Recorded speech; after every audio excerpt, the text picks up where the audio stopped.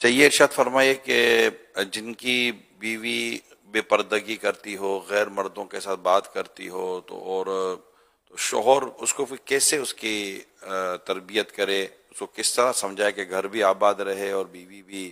ان چیزوں سے بچ جائے، اور شوہر اگر اس پہ راضی رہتا ہے تو کیا؟ ذرا اس حوالے سے نصیحت فرما دیں۔ اصل بیوی غیر مرد سے بات کرتی ہے، اس کی جو صورتیں بنیں گی کہ غیر مرد سے ہر صورت میں بات کرنا منع نہیں ہے، بعض صورتیں جائز ہونے کی موجود ہیں، اور بس اس میں نگاہوں کی حفاظت، اور عورت اپنی آواز نرم نہ رکھے، یعنی کہ لوچدار نرم پرکشش آواز نہ نکالے، بلکہ یہ کہ کتنے کا ہے، یہ نہیں کہ لڑائی کرنے آئیے کتنے کا ہے، کتنے کا ہے، اس طرح نہ کرے، یعنی نرم لہجہ نہ کرے، جس سے یہ قرآن کریم میں یہ تعلیم دی گئی ہے کہ جو من کا روگی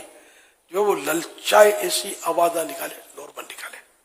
اس طرح فون میں آئے نو کر کے وہ یہ نخرے والی آوازیں نہ نکالے، ہیلو کون، یہ نہیں کہ تھوڑی آواز ایسی ہو کہ وہ ایسی نہ ہو کہ لڑائی کر رہی ہے، لیکن نرمی بالکل نہیں ہونی چاہیے اس میں، غیر مرد سے بات کرنے کے یہ انداز میں آپ کو مثالیں دے کر سمجھا رہا ہوں، کہ قرآن کریم میں وہ آیت مبارکہ ہے۔ فلا تخضعن بالقول فيطمع الذي في قلبه مرض، یعنی اپنی بات کو لوچدار نہ بناؤ، یعنی نرم انداز جو آپ اختیار نہ کرو گفتگو کا، کہیں من کا روگی جس کے دل کے اندر مرض ہے، بیماری ہے، وہ لالچ نہ کرے، للچائے نہ۔ ایسی کشش اس کی عورت میں، یہ ایک فطری طور پر دونوں جنسوں میں کشش ہوتی ہے، مرد عورت پر کشش کھاتا ہے، عورت مرد پر کشش کھاتی ہے، اس لیے عورت کو چاہیے کہ وہ آواز ایسی نہ کرے، احتیاط ضروری ہے، تو ان صورتوں میں اور ضرورتاً بات کرتی ہے تو حرج نہیں ہے، تو نرم بات کرے گی تو اس نے حکم قرآن کی خلاف ورزی کی،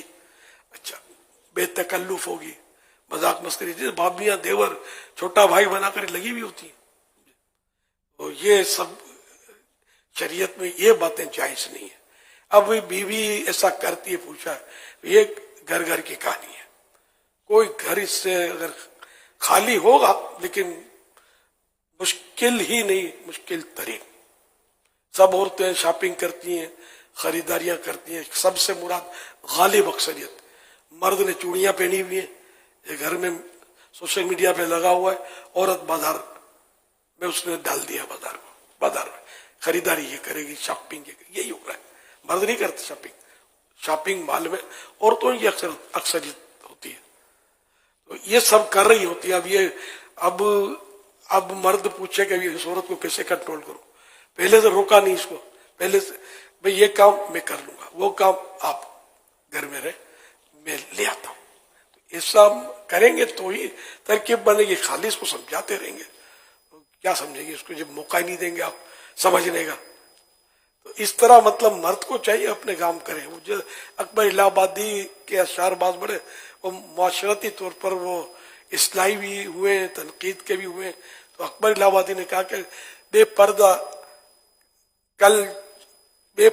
کل جو آئی نظر چند بیبیاں، بے پردہ کل جو آئی نظر چند بیبیاں، اکبر زمین میں غیرت قومی سے گڑ گیا، پوچھا جو ان سے آپ کا پردہ وہ کیا ہوا، کہنے لگی وہ عقل پہ مردوں کی پڑ گیا، مردوں کی عقل پر پردہ پڑ گیا، عورت بازار میں آ گئی، عورت شاپنگ مالز کی زینت بن گئی، تفریح گاہوں میں پہنچ گئی، ہر جگہ مطلب عورت عورت عورت سب جگہ چھائی ہوئی ہے سب عورت، اور پھر وہ من کے روگیوں نے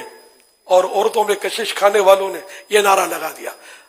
عورت مرد شانہ بشانہ، عورت مرد شانہ بشانہ، شانہ دیں گے ہم عورت کو، جب یہ جنازے کے پنجرے میں سوئے گی نا اس وقت،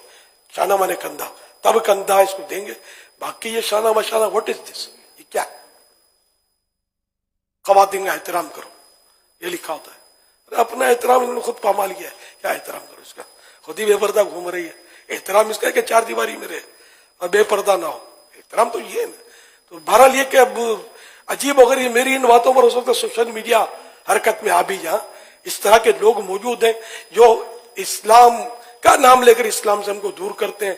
کسی کو روحانی غذا بولتے ہیں، میوزک کو روحانی غذا بولتے ہیں، دماغ خراب ہو گیا یار۔ قرآن کہتا ہے الا بذکر اللہ تطمئن القلوب،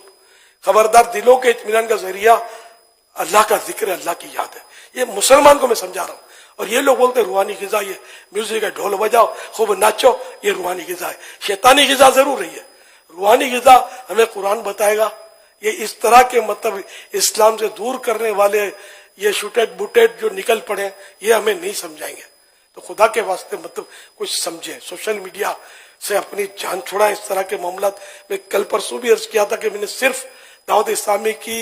جو مطلب کلپس نکلتے ہیں قرآن و حدیث کے مطابق، اور جو ہمیں سمجھاتے ہیں، جو جنت کے قریب لے جاتے ہیں، جہنم سے بچانے والا جو راستہ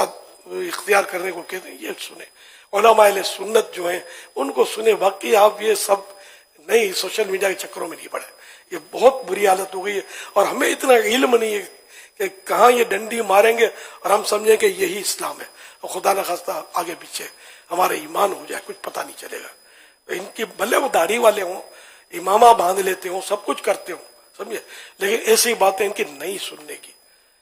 ہم نے صرف علماء دین کو سننا ہے، عاشقان رسول علماء دین، علماء اہل سنت، ان کو سننا ہے۔ یہ آپ کے لیے میں وہ بات بتا رہا ہوں جو مطلب یہ نہیں کہ انشاءاللہ آپ کو جنت ملے جائے گی۔ میرا کیا نقصان ہے بتائیں، مجھے تو سن ہی رہے ہیں آپ، الحمدللہ بیٹھے ہوئے